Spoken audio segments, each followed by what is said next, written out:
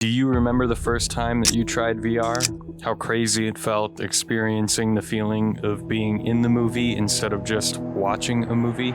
That feeling's gone now, isn't it? PC VR development has undoubtedly stagnated, resulting in corporations taking over, leading to soulless VR development. Things like Horizon Worlds, yet another port of Skyrim. VR truly used to be the stage for innovation. Now it seems like every game that comes out for PC VR is an esport-focused title, trying to be a metaverse, or plainly trying to bring things that we've had for years into VR. But that begs the question, how do we fix this? Let's start all the way back from the beginning. March of 2013, Oculus released one of their first headsets, the well-known and iconic DK1. Minds were blown across the world by simply playing things that we would consider these days to be tech demos. Whoa! Whoa! This was the true start of widespread VR adoption. We had no idea how quickly things would evolve.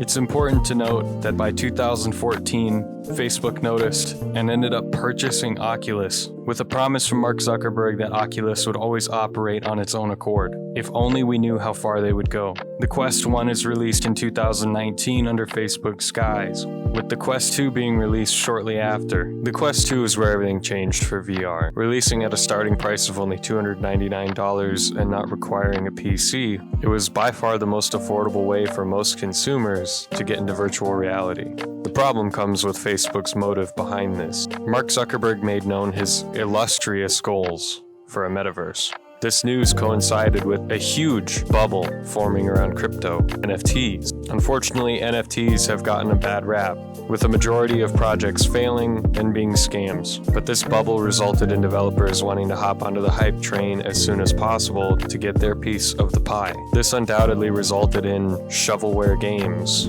rushed development, and just overall a lower expectation of quality in the VR space. Projects were being funded that people didn't necessarily really want, or the core audience of VR, the enthusiasts, weren't really looking forward to. Virtual reality has a huge advantage. Being in the world of the game that you are in instead of looking at it through a window. Being able to walk around in the world and interact with things. So immersive to the point that people experience phantom pain and phantom touch. Think about it. VRChat wouldn't be around without VR support. Socializing in VR is objectively better than being in a chat room. Being able to read people's body language through their full body tracking makes socializing much more involved and authentic. Blade and Sorcery would be just another medieval hack and slash if it wasn't for VR and fun physics. Boneworks would be just another shooter if it wasn't for physics system and unique world building. Half-Life Alyx is remembered fondly for its amazing graphics, well-paced story, and highly interactive objects. Unfortunately for these games, 2 are only available on PC, cutting off standalone support and thus a majority of VR users, leaving standalone players wishing for more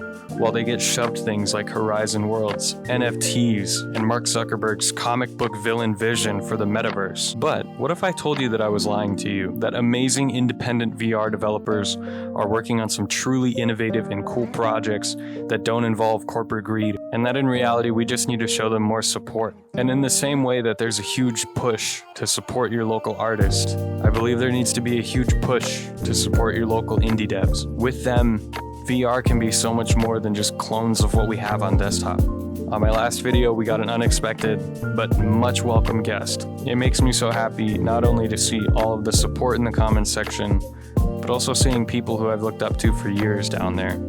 I hope to keep bringing you guys the best content. Feel free to leave a comment telling me how you feel about what I just talked about, with what you'd like to see covered in the future, and how you feel about this style of video.